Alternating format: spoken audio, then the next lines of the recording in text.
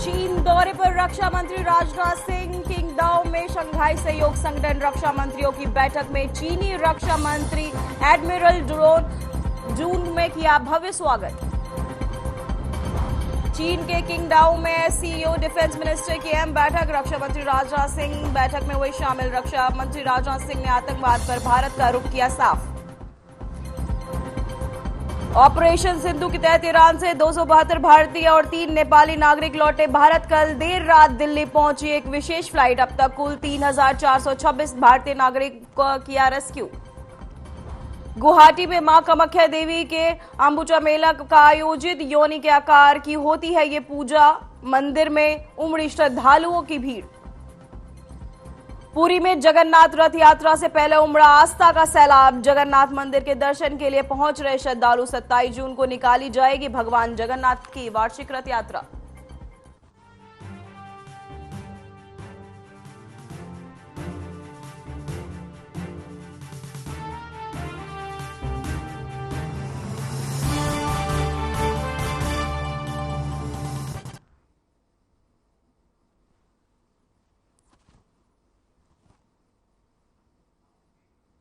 नमस्कार, मैं हूं पूजा सिंह और हमारे इस खास बुलेटिन में आपका स्वागत है। चलिए बुलेटिन की शुरुआत करेंगे आज की कुछ खास बड़ी खबरों के साथ।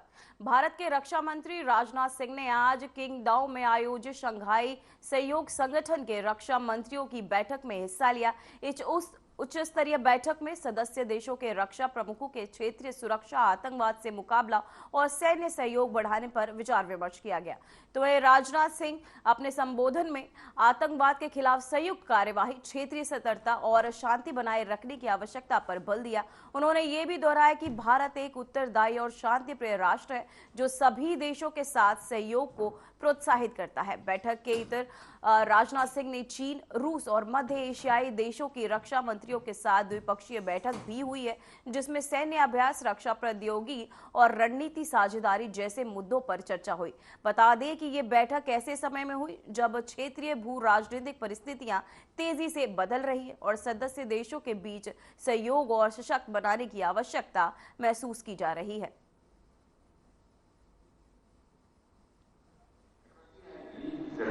Biggest challenges that we are facing in our region are related to peace, security, and trust deficits. And the root cause of these problems is increasing radicalization, extremism, and terrorism. Actually, peace and prosperity cannot coexist with terrorism and the proliferation of weapons of the mass destruction in the hands of the non-state actors and the terror groups.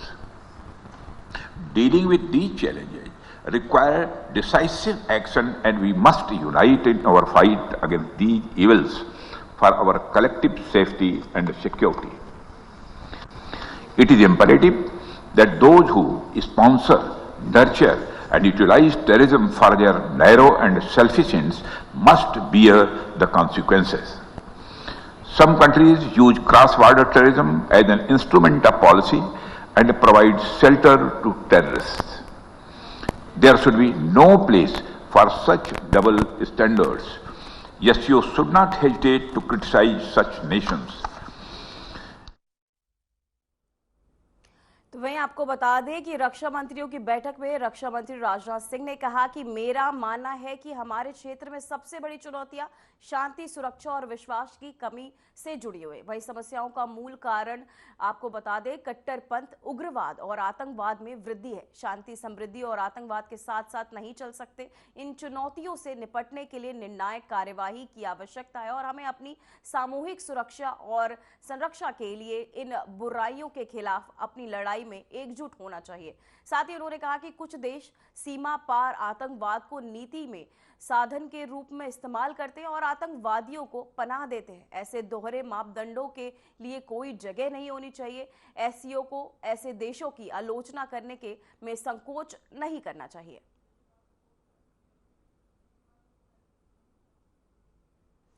चलिए रुक करते हैं अगली खबर का, जहां वही आपको बताते चले कि इस बैठक में रक्षा मंत्री राजनाथ सिंह ने संघाई सहयोग संगठन के रक्षा मंत्रियों की बैठक में मौके पर रूस के नए रक्षा मंत्री आंद्रेही बेमोसोव के से मुलाकात की। साथ ही इस मुलाकात चीन में किंगदाओ, आपको बताते चले किंगदाओ शहर में आयोजित इस उच्च स्तरीय बैठक के दौरान हुई। दोनों नेताओं के बीच द्विपक्षीय रक्षा सहयोग, क्षेत्रीय सुरक्षा स्थिति और वैश्विक रणनीति चुनौतियों पर विस्तृत चर्चा हुई। मुलाकात के दौरान भारत और रूस के बीच लंबे समय से चले आ रहे सामरिक और रक्षा संबंधों को और मजबूत करने पर जोर दिया गया है। बता दें कि एससीओ रक्षा मंत्रियों की ये बैठक क्षेत्रीय सुरक्षा, आतंकवाद रोधी प्रयासों और सदस्य देशों के बीच सैन्य सहयोग को बढ़ाने के उद्देश्य से आयोजित की गई थी। इस अवसर पर भारत, रूस, चीन सहित अन्य सदस्य देशों में के रक्षा प्रमुख भी शामिल हुए।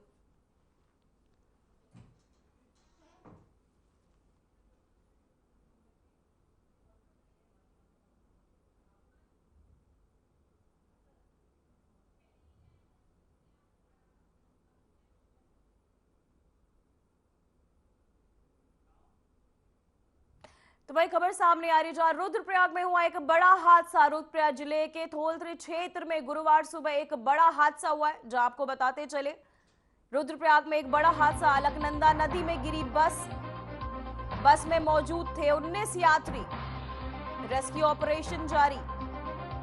रुद्रप्रयाग में एक बड़ा हादसा, जहां आपको बताते चले कि 19 यात्री सवार थे बस में, जो इस हादसे का शिकार हुए। अलकनंदा में गिरी थी बस हादसे का शिकार हुए 19 यात्री। तो वही आपको बता दें, रुद्रप्रयाग जिले के थोरथी क्षेत्र में गुरुवार एक बड़ा हादसा हो गया, जब 18 सीटर की एक निजी बस अनियंत्रित होकर गहरी खाई में गिरते हुए अलकनंदा नदी में समा गई। हादसे में एक व्यक्ति की मौके पर ही मौत हो गई, जबकि 7 अन्य लोग गंभीर रूप से घायल हो गए।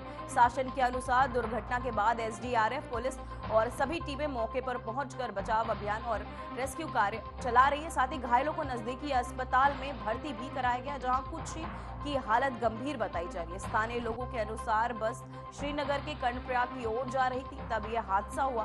तो वही दुर्घटना का कारण फिलहाल स्पष्ट नहीं हो सका है, लेकिन सड़क की खराब हालत और तेज मोड़ को संभावित वजह माना जा रहा है। प्रशासन ने हेल्पलाइन नंबर भी जारी किए हैं और यात्रियों से, परिजनों से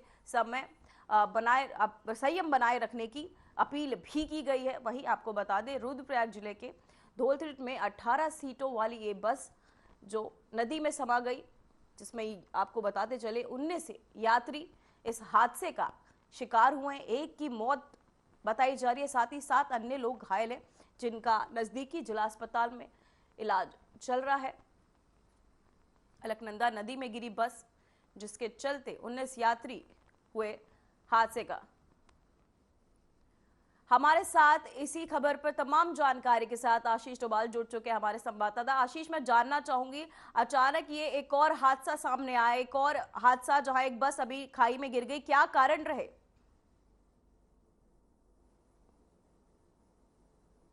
आशीष, क्या आपको हमारी आवाज आ रही है?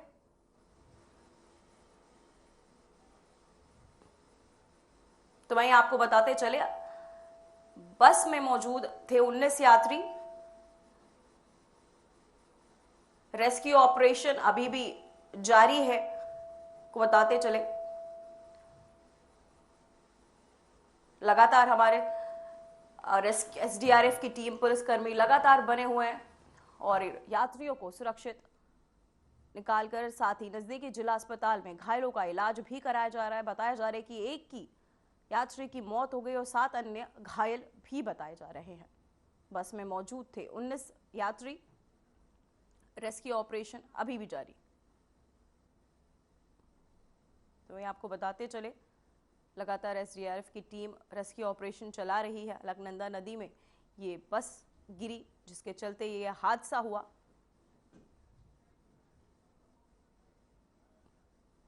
बस में मौजूद थे 19 यात्री। तो वही आपको बताते चले, बस में मौजूद थे 19 यात्री, जिसमें से एक की मौत बताई जा रही है, 7 अन्य घायल हैं, जिनका नजदीकी अस्पताल में इलाज चल रहा है। साथ ही लगातार एसडीआरएफ की टीम रेस्क्यू अभियान चला रही है। अलकनंदा नदी में अचानक अनियंत्रित होकर बस खाई में गिरी। मतलब नदी में गिरी, जिसके चलते यह हादसा हुआ। अलकनंदा नदी में गिरी बस में आपको बता दें कि 19 यात्री मौजूद थे। तो वही हमारे साथ हमारे संवाददाता एक बार फिर जुड़ चुके हैं। आशीष, क्या रही ये वजह हादसे की? जी पूजा, आज जो रुद्रप्रयाग में दर्दनाक हादसा हुआ है, ये बेकाबू जो टेम्पो ट्रेवलर था वो अलकनंदा नदी में गिर गया, जिससे जो है इसमें सवार जो 20 लोग थे उसमें अभी भी जो है 9 लोग जो है लापता बताए जा रहे हैं और 2 लोगों के शव निकाले जा चुके हैं और रेस्क्यू अभियान लगातार जारी है। एनडीआरएफ, एसडीआरएफ और स्थानीय पुलिस प्रशासन मौके पर है और वहां पर रेस्क्यू कार्य लगातार जारी है और जो लापता लोग हैं उनकी तलाश की जा रही है। अलकनंदा नदी में जलस्तर भी आजकल काफी बढ़ा हुआ है, तो कहीं न कहीं जो टेम्पो ट्रेवलर हादसे का शिकार हुआ है उसमें 9 लोग अभी भी जो है लापता हैं और ये जो सभी यात्री हैं ये बद्रीनाथ जा रहे थे और इन जो है जो भी सभी सवार चालक सहित 20 लोग इसमें जो है टेम्पो ट्रेवलर में सवार थे। जी आशीष, मैं जानना चाहूंगी कि क्या सरकार ने कोई हेल्पलाइन भी जारी किया है जो श्रद्धालु अभी नहीं मिले हैं? जी, हेल्पलाइन तो ऐसी कोई जारी नहीं है, लेकिन जो पुलिस एनडीआरएफ, एसडीआरएफ है, जल पुलिस के जवान हैं जो मौके पे रेस्क्यू कर रहे हैं और सभी जो राजस्थान के यात्री बताए जा रहे हैं उनमें 8 घायलों को जो है अस्पताल में भर्ती कराया गया है और उनका उपचार किया जा रहा है। 2 लोगों के जो है डेड बॉडी निकाली जा चुकी है और 9 लोग अभी भी लापता हैं। जी आशीष, जिन 2 लोगों के शव मिले, क्या उनके परिवारजनों के साथ संपर्क किया गया है? जी बिल्कुल, संपर्क सभी जो भी मृतक हैं, जो घायल हैं, सभी के परिवारजनों से संपर्क कर लिया गया है और जो लापता हैं उनके परिजनों को भी सूचित किया जा रहा है ताकि वो भी मौके पर अपने स्तर से जो भी जानकारी जुटाना चाहें और पहुंचना चाहें तो पहुंच रहे हैं और जो मृतकों के शव हैं वो कहीं ना कहीं वो अस्पताल में रखे जा रहे हैं और उनके जो परिजन हैं उनको सूचित कर दिया गया। जी आशीष, मैं ये भी जानना चाहूंगी कि ये जो ऐसे हादसे लगातार हो रहे, क्या इसके बीच में कोई त्रुटि रही है? क्या और कारण हो सकते हैं कि लगातार ऐसे एक्सीडेंट्स हमारे सामने आ रहे हैं?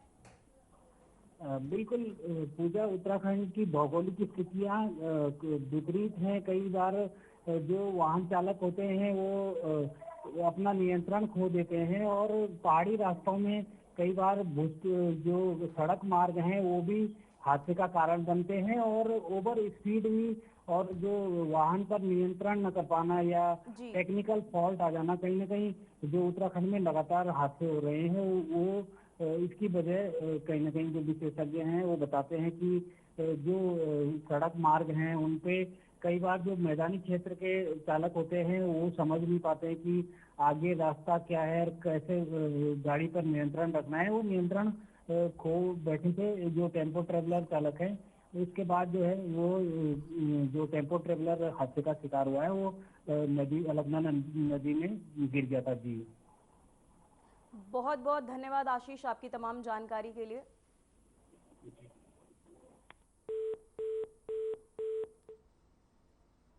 भारत तिब्बत सीमा पुलिस बल, हमें 8:30 बजे करीब सूचना मिली कि एक बस यहाँ अलकनंदा रिवर में गिर गई है। हमारी एक प्लाटून की नफरी और जो हमारे पास एनडीआरएफ की टीम है, हम तुरंत यहाँ घटनास्थल पे पहुँचे और अभी तक हमारे द्वारा 2 डेड बॉडीज़ निकाली जा चुकी हैं और 8 को रेस्क्यू किया गया है और टोटल 9 मिसिंग है। क्या बस का पता चल रहा है? बस अभी नहीं मिल पा रही है, पानी का बहाव काफ़ी तेज़ है, इसलिए अभी बस का पता नहीं। कितने बजे की घटना मानी जा रही है? 7 से 7:30 के बीच। आपको कैसे इन्फॉर्मेशन मिली? हमें स्टेट अथॉरिटी से खबर मिली। अच्छा, तो कितने लोगों की टीम थी आपकी? हमारी एक प्लाटून की नफरी थी। और तो वहीं हिमाचल प्रदेश में एक दुखद समाचार सामने आया, जहां धर्मशाला में ममुनी नदी में के पास एक अचानक आई बाढ़ के कारण 2 लोगों की मौत हो गई और 6 लोग अभी भी लापता हैं। वहीं राहत और बचाव कार्य में के लिए राष्ट्रीय आपदा प्रतिक्रिया बल एनडीआरएफ की टीम धर्मशाला पहुंच गई है और स्थिति गंभीर बताई जा रही है। साथ ही स्थानीय प्रशासन ने लोगों से नदी के आसपास न जाने की अपील की है। बाढ़ के कारण कई घर और सड़कें भी प्रभावित हुए। वहीं इस हादसे को लेकर बीजेपी विधायक सुधीर शर्मा ने कहा कि गांव वालों ने मुझे फोन करके बताया कि बहुत पानी आया है और 15 से 20 लोग बह गए हैं। अधिकारी आंकड़े के बाद आए, ये एक और दुखद घटना है। मेरा मानना है कि उन्हें उचित मुआवजा मिलना चाहिए। हमने सरकार और प्रशासन को बार बार बताया था कि अवैध खनन चल रहा है। तो वहीं आपको बताते चले पोर्टेबल क्रैश लगाए जा रहे हैं, जिसमें वीडियो भी है। जहां मॉनसून के दौरान इतना पानी बहता है, वहां ऐसी परियोजनाओं की अनुमति नहीं दी जानी चाहिए जिससे त्रासदी या कोई खतरा हो। सरकार का संवेदनशील होकर इसका संज्ञान लेना चाहिए।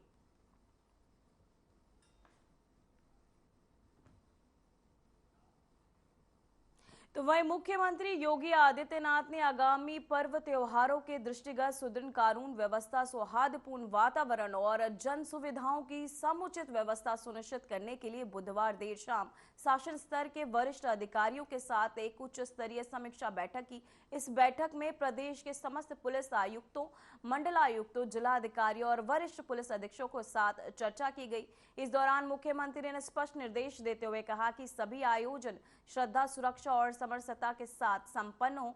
इसके लिए प्रशासनिक मशीनरी को पूरी संवेदनशीलता और सतर्कता के साथ कार्य करना होगा। साथ ही सीएम ने बताया कि आगामी 11 जुलाई से 9 अगस्त तक पवित्र श्रावण मास रहेगा, जिसके दौरान पारंपरिक कांवड़ यात्रा, श्रावणी शिवरात्रि, नागपंचमी और रक्षाबंधन जैसे पर्व मनाए जाएंगे। इसी अवधि में 27 जून से 8 जुलाई तक जगन्नाथ रथ यात्रा तथा 27 जून से 6-7 जुलाई तक मुहर्रम के आयोजन भी संभावित है। ये संपूर्ण कालखंड प्रदेश की कानून व्यवस्था, चिकित्सा, स्वास्थ्य और शिक्षा और आपदा प्रबंधन के लिहाज से अत्यंत संवेदनशील है। अतः सभी संबंधित विभाग और जिला प्रशासन समन्वय के साथ जिम्मेदारी पूर्वक कार्य करें। कांवड़ यात्रा के शांतिपूर्ण और गरिमामय आयोजन को लेकर मुख्यमंत्री ने विशेष निर्देश भी दिए हैं। साथ ही सीएम ने कहा कि यह यात्रा आस्था, अनुशासन और उल्लास का प्रतीक है। उत्तराखंड सीमा से सटे जनपदों सहित गाजियाबाद, मेरठ, बरेली, अयोध्या, प्रयागराज, काशी, बाराबंकी और बस्ती जैसे जिले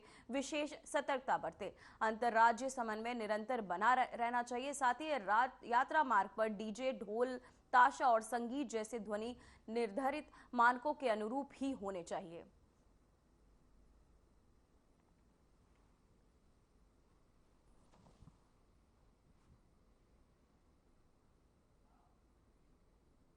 तो वहीं ऑपरेशन सिंधु के तहत एक विशेष फ्लाइट कल देर रात ईरान से 272 भारतीय और 3 नेपाली नागरिकों को लेकर दिल्ली पहुंची। ये मिशन भारत सरकार के तहत संकटग्रस्त क्षेत्रों के नागरिकों को सुरक्षित निकालने की एक महत्वपूर्ण कड़ी है।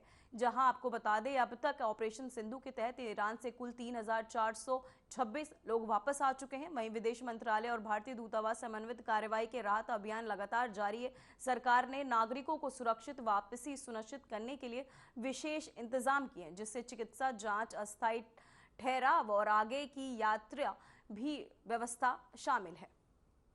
तो वहीं आगे की यात्राओं की व्यवस्था लगातार की जा रही है। 3 नेपाली नागरिक भी सुरक्षित लौटे हैं। ऑपरेशन सिंधु अभी भी लगातार जारी है।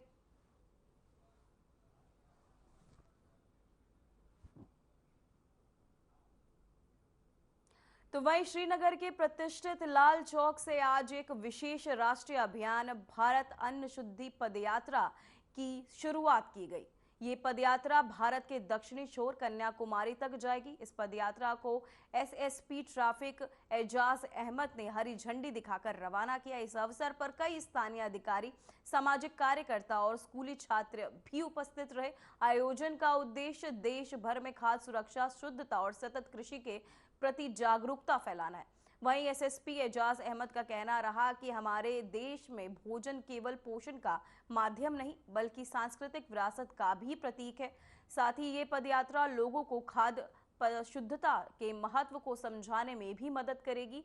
तो वहीं इस राष्ट्रव्यापी अभियान के प्रतिभागी विभिन्न राज्यों से होते हुए जनता से संवाद करेंगे और शुद्ध भोजन, जैविक खेती और अव्यय रोकने जैसे विषयों पर जागरूकता फैलाएंगे।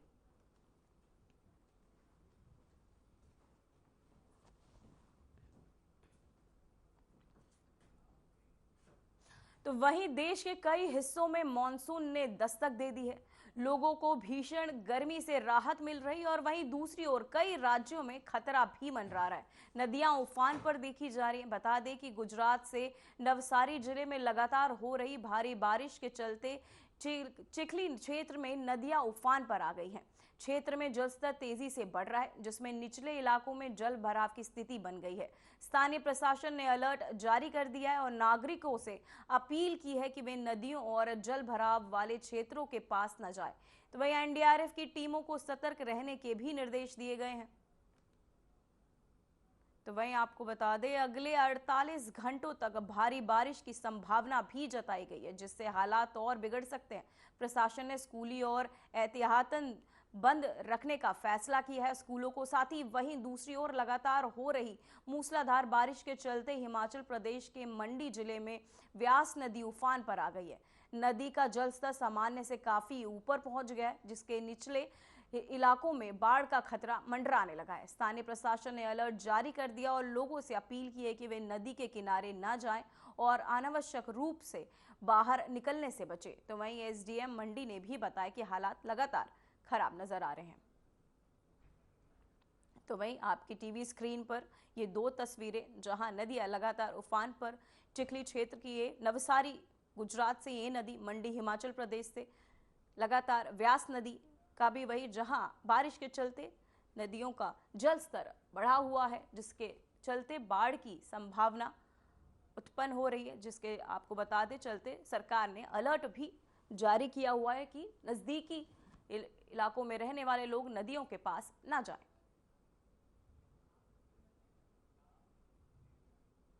तो वहीं असम की राजधानी गुवाहाटी स्थित प्रसिद्ध कामाख्या मंदिर में अंबुबाची मेला 2025 निवृत्ति के अवसर पर भारी संख्या में श्रद्धालु पहुंच रहे हैं। 4 दिवसीय इस वार्षिक तीर्थ मेला का समापन जैसे जैसे नजदीक आ रहा है, वैसे वैसे मंदिर प्रांगण में भक्तों की भीड़ बढ़ती जा रही है। अंबुबाची मेला शक्ति उपासना से जुड़ा एक प्रमुख धार्मिक पर्व है, जिसमें माता कामाख्या की आपको बताते चले रजस्वला अवधि के दौरान मंदिर में पट 3 दिनों के लिए बंद रहते हैं। वैसे ही चौथे दिन, जिसे निवृत्ति कहा जाता है, माता के दर्शन हेतु पट फिर से खोल दिए जाते हैं। इस अवसर पर देश भर से लाखों श्रद्धालु देवी के प्रथम दर्शन के लिए मंदिर में उमड़ते हैं। मंदिर प्रशासन ने श्रद्धालुओं की सुविधा हेतु व्यापक इंतजाम किए। सुरक्षा व्यवस्था, सेवा, पानी और भोजन जैसी आवश्यक व्यवस्थाओं को लेकर राज्य सरकार और स्वयंसेवी संगठनों की सक्रिय भागीदारी देखी जा रही है। पुलिस और स्थानीय प्रशासन ने भी ट्रैफिक नियंत्रण और भीड़ प्रबंधन के लिए विशेष रणनीति बनाई है, ताकि श्रद्धालु को किसी प्रकार की असुविधा ना हो। बता दें कि कामाख्या मंदिर के पुजारियों के अनुसार इस वर्ष माता की निवृत्ति विशेष शुभ संयोग से हो रही है, जिससे श्रद्धालुओं में उत्साह अधिक बढ़ा हुआ है। तो वहीं आपके टीवी स्क्रीन पर ये दो तस्वीरें, जहां लगातार श्रद्धालुओं का तांता देखने को मिल रहा है। दर्शन के लिए पहुंचे हैं ये श्रद्धालु, जहां लगातार भीड़ में इतनी भारी भीड़ श्रद्धालुओं की उमड़ी है माता के दर्शन के लिए। कामाख्या मंदिर में ये भक्तों का सैलाब आपकी टीवी स्क्रीन पर देख रहे हैं आप। ये लगातार ये दो तस्वीरें, जिनमें भारी भीड़ मंदिर प्रांगण में माता के दर्शन हेतु 3 दिनों के लिए ये कपाट बंद रहते हैं, लेकिन खुलते ही लगातार माता के दर्शन के लिए श्रद्धालु के भारी।